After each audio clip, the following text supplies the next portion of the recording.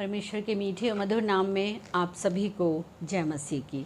धन्यवाद दिया चाहते हैं पिता परमेश्वर का कि उसने हमें दिन भर संभाला और ये शाम का खूबसूरत समय हमारे जीवन में आया। दिन भर की सारी आशीषों बरकतों के लिए हम उसको धन्यवाद देते हैं। और ये समय होगा कि हम प्रार्थना में जाएंगे और प्रार्थना में हम अपने सारे निवेदनों को, अपने सारी विनती को और दिन भर के सारे कामों के लिए हम परमेश्वर को धन्यवाद देंगे।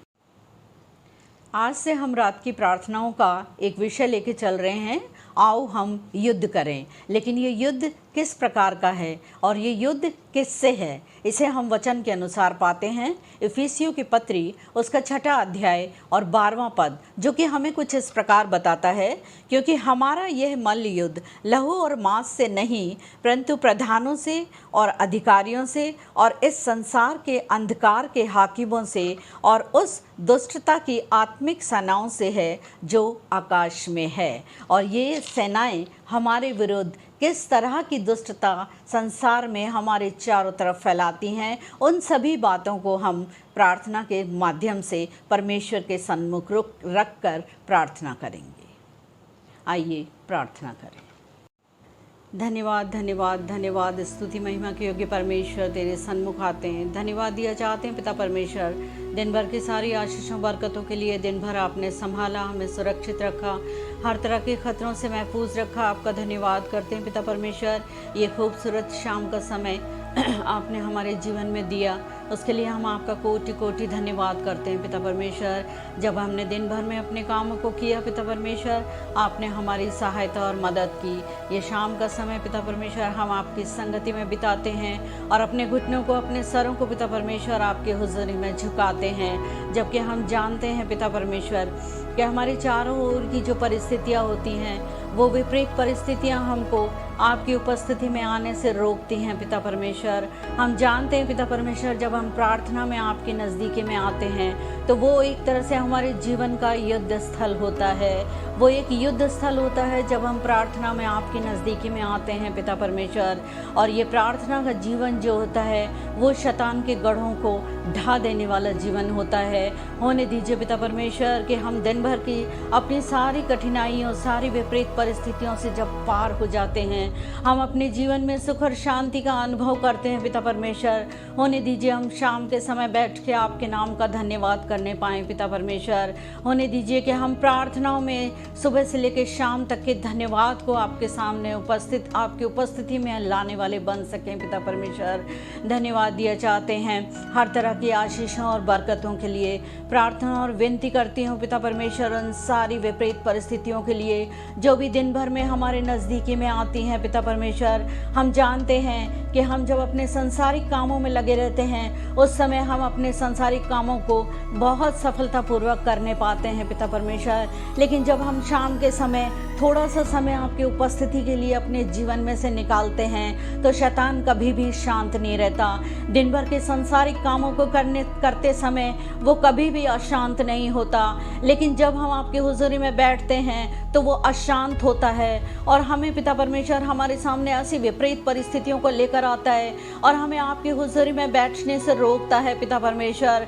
हम जानते हैं कि जब हम आपसे हर समय प्रार्थनाओं में लगे रहते हैं और आपका धन्यवाद करने के लिए शाम के समय बैठते हैं, दिन भर की सारी आशीषों बरकतों के लिए जब हम धन्यवाद करते हैं पिता परमेश्वर, तो उसको नहीं भाता कि हम आपकी संगति में बैठने पाए। और जब हम वो हमारे जीवन के ऊपर जब हावी होता है और हम इसमें असफलताओं में रह जाते हैं, तो हम परमेश्वर आपकी संगति से दूर हो जाते हैं और हम निराश हो जाते हैं पिता परमेश्वर। अपनी उस अच्छी संगति को हम खो देते हैं पिता परमेश्वर। होने दीजिए कि हम आसपास की किसी भी विपरीत परिस्थिति से हम किसी भी तरह से प्रभावित ना होने पाए और आपकी हुजूरी में हम दृढ़ता के साथ में बैठने वाले बने। हम जानते हैं पिता परमेश्वर कि आपकी आत्मा हमारी सहायता करती है, प्रार्थनाओं में आपकी आत्मा हमारी सहायता करती है। होने दीजिए पिता परमेश्वर के वचन के अनुसार हम यीशु मसीह के जीवन की तरह से अपने जीवन को बनाने वाले बने। यीशु मसीह जब प्रार्थना करने के लिए बैठते थे तो वचन में हम पाते हैं कि वो अपने चेलों से कहते थे कि जागते रहो और प्रार्थना करते रहो ताकि तुम परीक्षा में ना पड़ो। होने दीजिए पिता परमेश्वर कि हम परीक्षाओं में ना पड़ें, हम जागते रहें और निरंतर आपसे प्रार्थनाओं में लगे रहें। हम जानते हैं पिता परमेश्वर वचन के अनुसार पतरस असफलता का में क्यों पड़ा। पतरस की असफलता का कारण था कि वो सो गया था, वो जागता ना रहा था। पिता परमेश्वर होने दीजिए कि हम किसी तरह से पिता परमेश्वर अपने जीवनों में सोने ना पाएं, हम हर समय जागते रहें, हम हर समय तुझसे प्रार्थनाओं में लगे रहें। अपने प्रार्थना के निवेदनों को और धन्यवाद रूपी बलिदान को हम तुझे निरंतर चढ़ाते रहें। पिता परमेश्वर हम जानते हैं कि शैतान का एक बहुत शक्तिशाली हथियार है निराशा।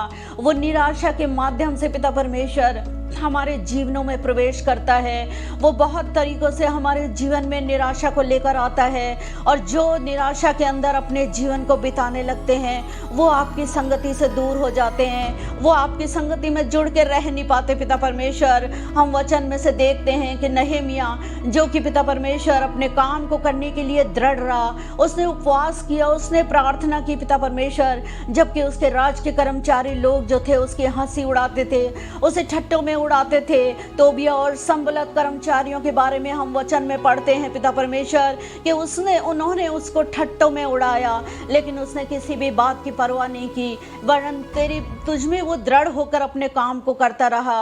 होने दे पिता परमेश्वर उसी तरह से ये दृढ़ता हम में से हर एक के जीवनों में आने पाए। पिता परमेश्वर हम एलिया के बारे में वचन में पढ़ते हैं, उसने गिड़गिड़ा कर प्रार्थना की, 3.5 साल तक बारिश नहीं हुई, वो निरंतर प्रार्थनाओं में लगा रहा और उसी की प्रार्थना से मेघ बरसा और भूमि फलवंत हुई। प्रार्थनाओं में जीवन है, प्रार्थनाओं में विजय है। पिता परमेश्वर होने दीजिए कि हम निरंतर उसी तरह से प्रार्थनाओं में लगे रहें जिस तरह से हम वचन में इन लोगों के बारे में पढ़ते हैं। वो अपने विश्वास में दृढ़ रहे, वो प्रार्थनाओं में निरंतर लगे रहे और उन्होंने अंत में जीत हासिल की। पिता परमेश्वर हमारे संसार की विपरीत परिस्थितियां हमको कभी भी तेरे नजदीक आने नहीं देती। पिता परमेश्वर हमें हर समय प्रार्थनाओं में आने से रोकती हैं, लेकिन होने दीजिए कि शैतान के वो जलते हुए तीर जिनसे कि वो हमको भेदना चाहता है, जिनसे कि वो हमको रोकना चाहता है प्रार्थनाओं में, उनको पिता परमेश्वर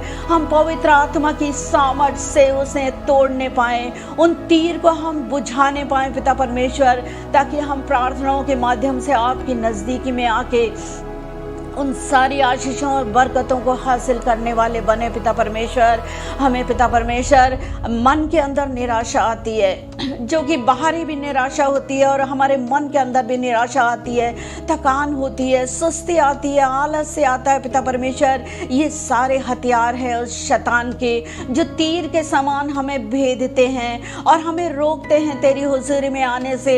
अपनी पवित्र आत्मा का सामर्थ्य हमें से हर एक को दीजिए पिता परमेश्वर, क्योंकि आपका वचन बताता है कि आत्मा अपने आप रो रो कर आहें भर भर के हमारे लिए प्रार्थना करती है, हमारे लिए निवेदन करती है, और हम प्रार्थनाओं में आके तेरी आत्मा के अनुसार अपने आप को तेरी हुजूरी में डालने पाते हैं और प्रार्थनाओं के माध्यम से हम जीत हासिल करते हैं। पिता परमेश्वर दिन भर में जो भी गलतियां हमसे हुई हैं उन सबको आप माफ़ करें। परमेश्वर दिन भर की सारी आशीषों बरकतों के लिए होने दे पिता परमेश्वर कि हम एलिया की तरह से, हम मूसा की तरह से प्रार्थना करने वाले बने, हम डैनियल की तरह से प्रार्थना करने वाले बने, हम पिता परमेश्वर यहोशू की तरह से प्रार्थना करने वाले बने।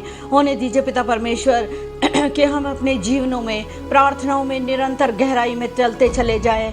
हमारा शरीर दुर्बल होता है, हमारा शरीर थकान से और आलस्य से भरा होता है पिता परमेश्वर, और प्रभु तू ये जानता है कि हमारा शरीर दुर्बल है और तू हमें अपनी आत्मा से भरता है पिता परमेश्वर।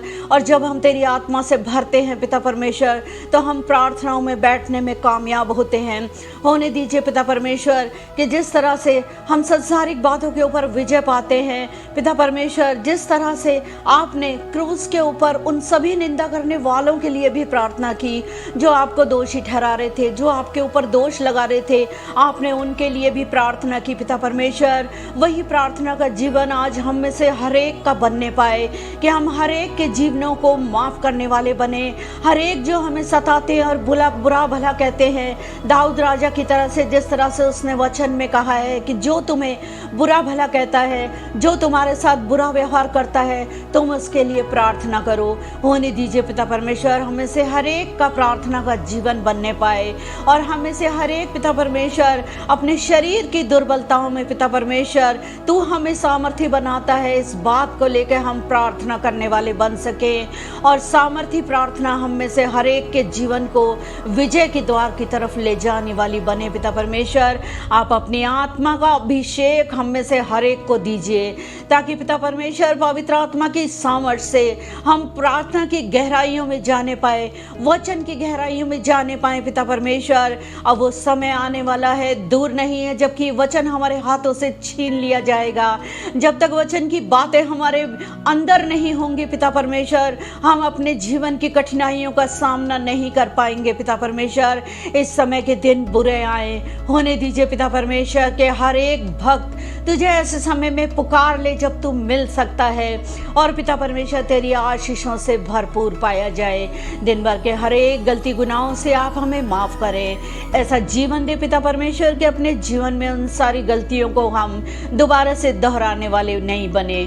जब रात हमारे सर पर है, आप हमारी मदद और सहायता करें, उसी तरह से सहायता करें पिता परमेश्वर जिस तरह से दिन भर आपने सहायता की। जब हम घर से बाहर निकले, आपने सारे कामों को करने में हमारी सहायता की और सुरक्षित आप हमें हमारे घर में लौटा के लाए।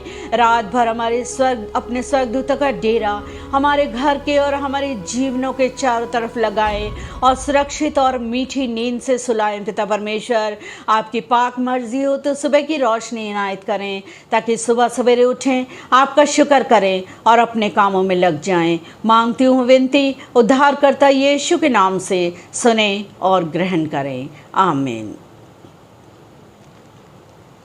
मेरी आपसे गुजारिश है कि जो भी आपके प्रार्थना निवेदन हो, आप हमारे कमेंट बॉक्स में डालें, हम आपके लिए प्रार्थना करेंगे। परमेश्वर आपको बहुत से आशीष दे। जय मसीह।